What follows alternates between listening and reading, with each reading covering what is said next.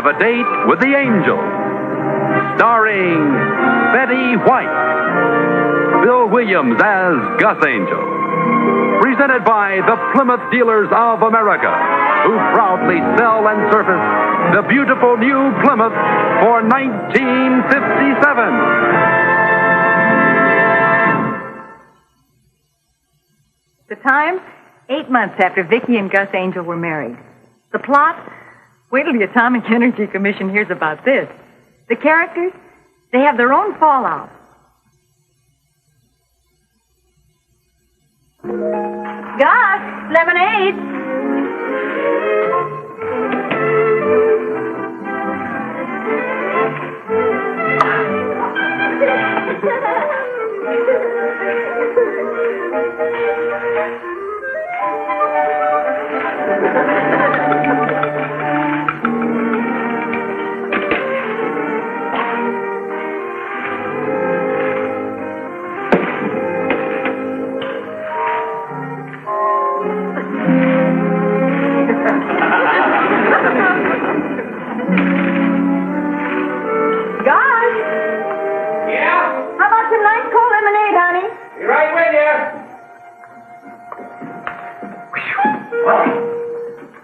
Really mowing them down out there. Thank you. Oh, thank you. Hope I didn't get it too sweet. Boy, this is really going to hit the spot. Mine's delicious. You little demon, you did that on purpose. Lemons aren't the only thing that's going to be squeezed around here. Gus, Put your neck right in here, honey. Come on. Oh, come on. Now, you're going to Come on, drink it. Oh, no. Pardon me, I'm sorry. Come on in, Murph. Come on in. We were just having a little fun. And I've got the bruises to prove it. Hey, kids, come on, sneak down to my backyard. Me and Kathy got something to show you. Well, I was sort of busy mowing the lawn, Murph. So that's what they call it, huh? How about some lemonade, Murph? I'll put sugar in his. Look, we got no time to lose. They'll probably be taking them away any minute. Taking who away? Finley, he finally jumped the tracks. Honey, no matter what Murph says, let's not get mixed up in another neighborhood Radigan, huh? Don't worry about me. Just don't you get carried away. Come on, you may never see anything like this again. You should see how he's dressed.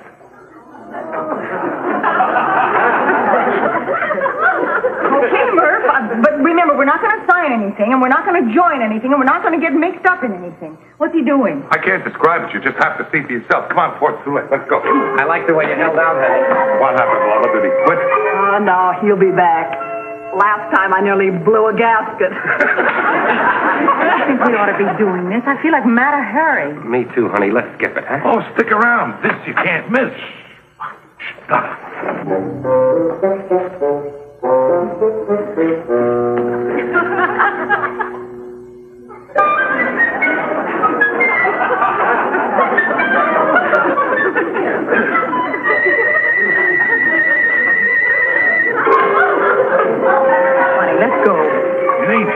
Junior. All clear, laddie. Stand back, Father.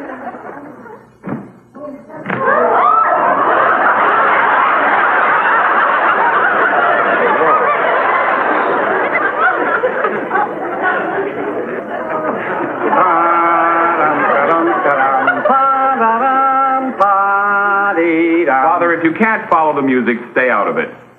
I don't hear any music. We're assuming it, Father. You assume what you want. I assume it's Swanee River.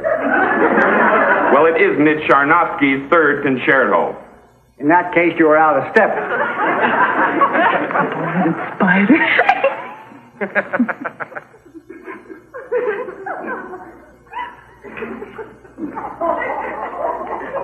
Digging for mushrooms. We're all ashamed of ourselves, Mr. Finley. Not me. What are you supposed to be, Finley? A hoot owl with a hot foot? We didn't come down here to spy. We just didn't know what to expect down Everybody off my fence. Off! Father, stop that. I'm glad you had an opportunity to see some of my work, Mrs. Angel. Did you like my work, Mr. Angel? Well, it was very, Peppy. Oh, thank you. Are you a devotee of modern dance? Oh, so that's what you were doing. With them bare feet, I thought you was making wine.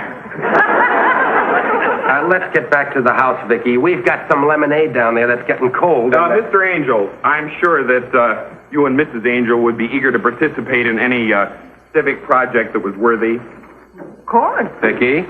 I'm just listening. Well, perhaps you've heard that the Community Boys Club needs new equipment for its workshop. Oh, we can afford a couple of dollars for something like that. No, all we want is a few hours of your time. You see, my school is helping the fund by giving a public entertainment. Well, you can count on us for a couple of tickets, Mr. Finley. We won't guarantee we'll be there, No, you misunderstand. You see, the psychology department is presenting a modern dance interpretation, and I need a group to work with me. Where are you going to get kangaroos this time of year? What about your students, Mr. Finley? Oh, they're too emotionally immature to comprehend the full emotional impact of modern dance. No, I'm going to select a few intelligent neighbors to assist me. Now, I should like to call rehearsal for tomorrow afternoon. Would 1:30 be all right with you, Mrs. Angel? Oh, we're busy at 1:30. Come on, Gus. I'm sorry, Mr. Finley. Bye-bye. Let's go. Get out of here. Let's get out of here.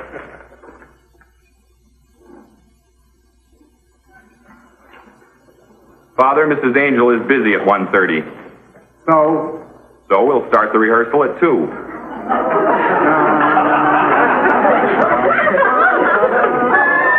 My problem is what to do with myself while George is in New York for 3 weeks. Oh, what a familiar sight. You can wake up now, sweetheart. The dishes are done. What? Oh, I was wide awake, honey. Sure you were. What do you do with yourself when George is away? Well, I always try to keep busy with something worthwhile. Like a few months ago, we started a glee club to raise some money. Mm-hmm. Would you believe it, Vickie? I was the only one who showed up for rehearsal. No. People are willing to buy tickets or give money, but they won't give 5 minutes of their time. Isn't that the truth? You should have called me.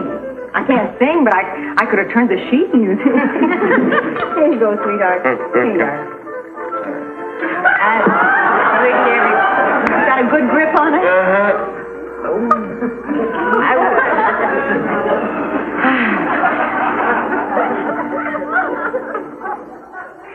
I wish everybody had your community spirit, Vickie.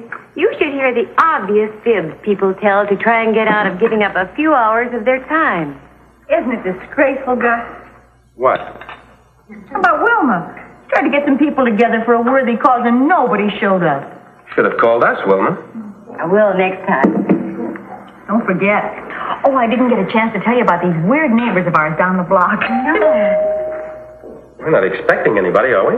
Not that I know of. Well, Mr. Finley. Good evening, Mrs. Angel. That's it. Come in.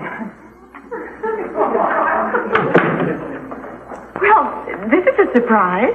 In what way? This is my dearest friend. I've met Mr. Angel. Oh, Mrs. Clemson, Mr. Finley. How do you do? How do you do, Mr. Finley?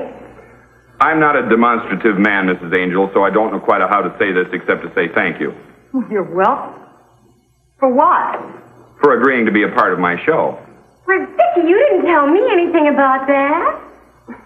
I didn't know about it. I'm afraid you're taking something for granted, Mr. Finley. Oh, not at all. If you remember, I changed the rehearsal from 1:30 to 2:30 at your insistence. What kind of a show is it? Well, my school is giving a show to raise money for the Community Boys Club. Mr. and Mrs. Angel very kindly volunteered their services. Most people give money, but not their time. Right. We were just talking about that very thing. The psychology department is responsible for for a portion of the program, the scientific portion. Oh, what's it going to be? Well, it's a psychological interpretation of interpretive dance. Psychologically.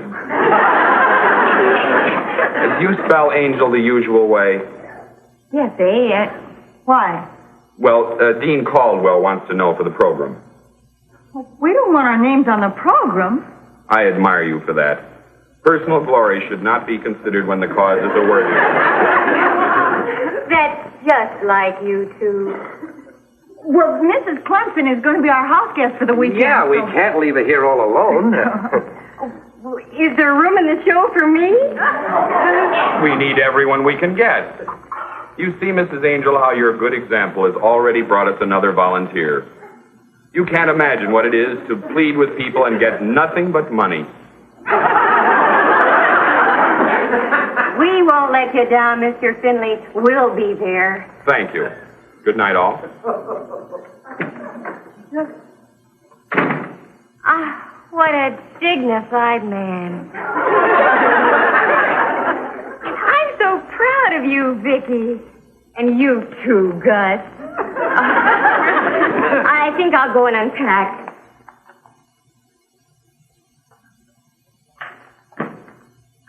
She's proud of us. Well, I'm not proud of us. Oh, honey, don't worry. We got all night to think of some excuse to get out of it. Don't worry. This is what's got... Hello? Hello? May I speak to Mrs. Angel? This is Mrs. Angel. Mrs. Angel, this is Dean Caldwell. It's the dean of Mr. Finley's school. How do you do? Tell him the whole thing was a mistake. Mr. Caldwell. Mrs. Angel, I called to thank you on behalf of the Community Boys Club. The city, our school, and myself. Oh, please, you mustn't thank us. You know, most people are willing to donate to a cause, but they won't give their time. Why, Mr. Finley tells me that you and your husband committed yourselves the very moment he asked. Committed? Honey, you're letting him do all the talking. Tell him we can't make it. Mr. Caldwell. You know, human nature is a very funny thing, Mrs. Angel. Why, would you believe that some people, after they allow our various directors to count on them, actually try to back out? No. That's the way to talk to him. I realize, Mrs. Angel, this doesn't apply in your case. Oh, incidentally, I hope that Angel is spelled in the usual way. We don't want to be on the program. Thank goodness. Well, this isn't for the program. you see, I've taken the liberty of releasing your name to the newspapers. Newspapers? Well, that's the least we could do. We're still looking for people, you know, and a good example set by decent, unselfish citizens like you and your husband Might inspire others to join us. Well, we have a friend who's decided to be in it, too. That's splendid. And once again, I wish to thank you on behalf of a very, very grateful community. Goodbye. You're welcome. I mean, goodbye. You didn't talk him out of it, did you? Gus, we have everything but a contract.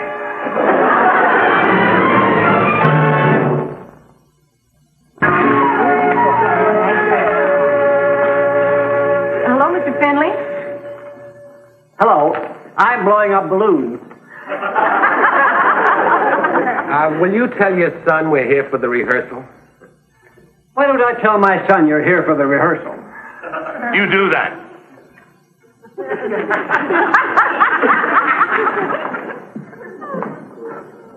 You see what I mean, Wilma? These Finleys are too weird to do anything sensible. Well, at least give it a try, Vickie. The thing that scares me is how me and Cassie got mixed up in it. We never ever come near it except we saw your names in the newspaper. How'd you get trapped, Gus? I've seen these characters vacuum a lawn. Well, if what we do here today doesn't make sense, Vickie and I are backing out. Then throw her in reverse, because here he comes.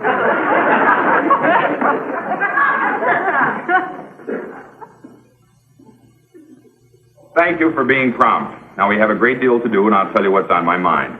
I know what's on your mind, and it isn't commercial. I'll be the judge of that, and please take off that ridiculous hat. I will if you'll take off those stupid pants. Now, what we're going to do here is a visual recreation of the exploding atom. Well, you coming, Cassie? Let us know how it turns out. Yeah. Well, at least give him a chance. These things never sound good when you talk about them. Thank you, Mrs. Clemson. This idea was suggested to me by our science department. However, I will not beg. What do we do, Mr. Finley? From what I understand, your husband is in the insurance business, and you're a housewife.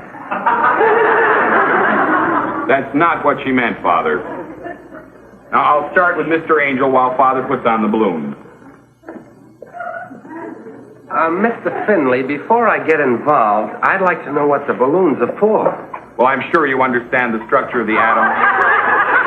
Well, roughly, yeah. Well, Father represents the nucleus, and the balloons around his waist are the electrons, that's all. Well, that makes good sense, Gus. That is the way the atom is constructed. Oh, no. Who pumped up your girdle? What does Gus do, Mr. Finley? Father is radioactive, and when I, as the scientist, split the atom, the isotopes reach Mr. Angel, which in turn sets off a chain reaction, which in turn sets off an interpretive explosion. I didn't understand one word you said, Mr. Finley. And I don't dance, so I don't know what I'm doing here. Well, I will not beg. I will. Please, Mr. Angel. Honey, we are sort of committed. If anybody sees us, we will be. What do I do, Mr. Finley? You're an insurance salesman. Oh, Father! Stand over here, Mr. Angel. Now, you two hook left arms and circle. Mrs. Murphy, you step on that lever. You see? All right. Now tell us what we just did. You just reacted to the oscillating screech. Now, Mr. Murphy, I know you sing because I hear you in the shower every 6 months. Why? Murphy, come on now. Sing something, anything at all. Oh, sing that song about Here and There the Figs. What? Here and There the Figs. Oh! Figaro here, Figaro there, Figaro here, Figaro there. La, go back to them, the guitar, la, go. La, la, la, la, la, la, la, la. And it goes on like that for quite a while. That's beautiful. Oh, I love that opera. Do you know any more? Yeah. Like Red River Valley? Later, Father. Now, when Murphy starts to sing, you ladies quiver like this. And then go around in a circle as I showed you. And go. Figaro here, Figaro there, Figaro here, Figaro there. La, la, la, la, la, la, la, la, la,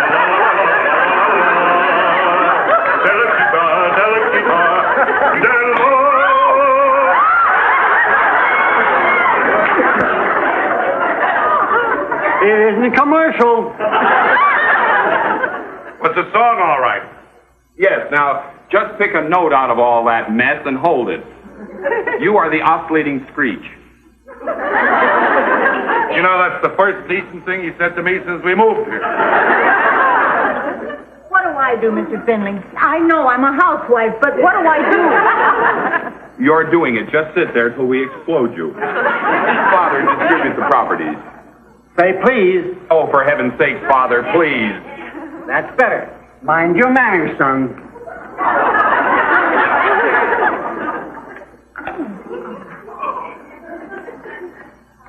This goes in the teeth. And you hold this. What for? So it won't fall. Now, Mr. Murphy, assume an L shape. Oh, no, you don't. You must assume an L shape. That's the shape of the oscillating screech.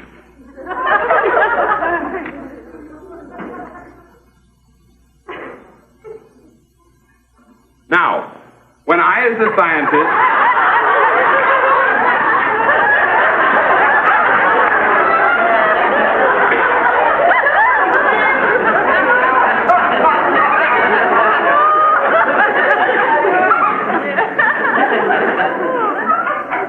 Now, when I, as the scientist, explode the balloon... Father, you're not paying attention. When I, as the scientist, explode the balloon, the atom, the chain reaction will begin. 5, 4, 3, 2... Hey, wait a minute. You didn't tell us what we have to do. Your reactions will be instinctive. You'll know what to do.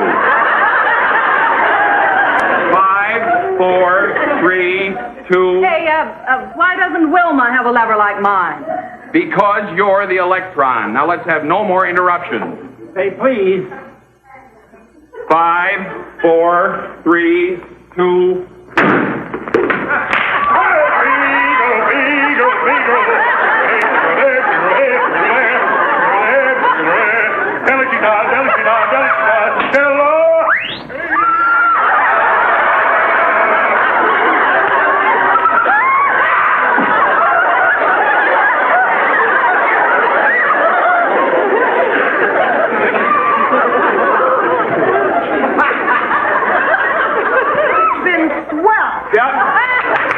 Maintain positions, please. Vicki, these things never look good the first time.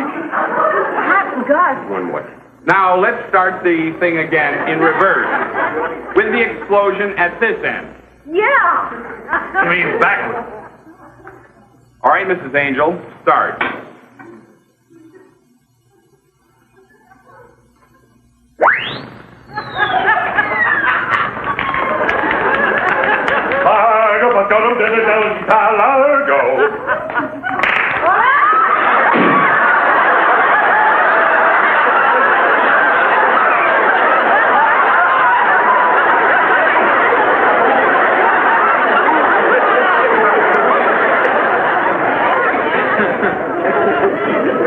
What's the idea, Father? I believe the idea was to show a chain reaction with the heliotrope. I don't mean that. Can we go now, Mr. Finley? No, now please maintain positions. Dean Caldwell will be here any minute, and I want to think. Better think up something else. I don't want to go through that routine again. You got another cigarette, Gus? Yeah, catch, Murph. Right. Oh, I'm sorry. That's all right. Hey, Pedro! What do you want?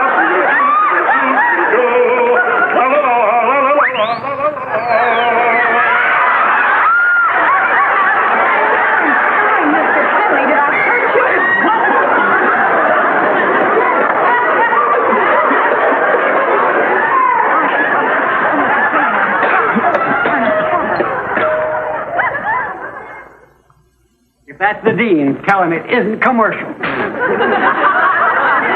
got any better ideas? I sure have. I'm afraid I don't understand, Mr. Finley. What do you mean your atomic reactor blew up in your face? That was just a figure of speech, Dean Caldwell. I'm afraid that my group will not be ready for the show. Well, they couldn't be any worse than the others I've seen this afternoon. The English department is fumbling through an uncut version of Macbeth. The Spanish department is doing a series of living pictures that will curl your hair. And I'm afraid I didn't put that right. Could we have one more week? Oh, I don't see how. The ticket's been sold for this week. Let's take a look at your people. I might have some ideas. Well, first, let me explain to you what we're trying to do. This is a psychological interpretation of interpretive dance psychologically. Well, at least the auditorium is air-conditioned.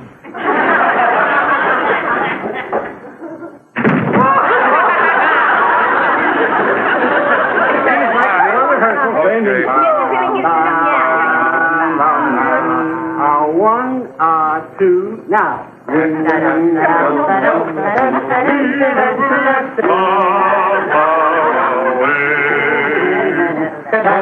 Now, why can't the other departments come up with something like this? Like that? You have me worried with all that psychological malarkey. Why, this is just great, Finley. What do you do? I'm the assistant director. Get down at the end of the line, Levy. All right, all together now. One, two, now.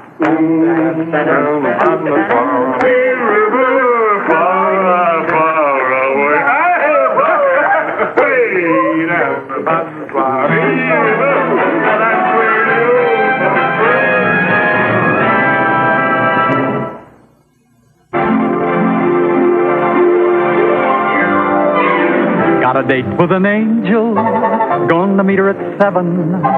Got a date with an angel, and I'm on my way to heaven.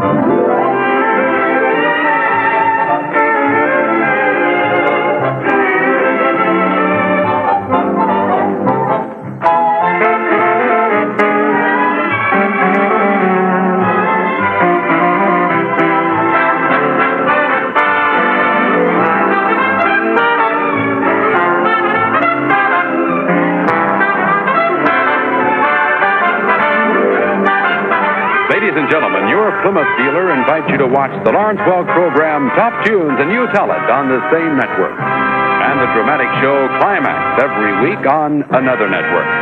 Tom Kennedy speaking. Good night, everybody.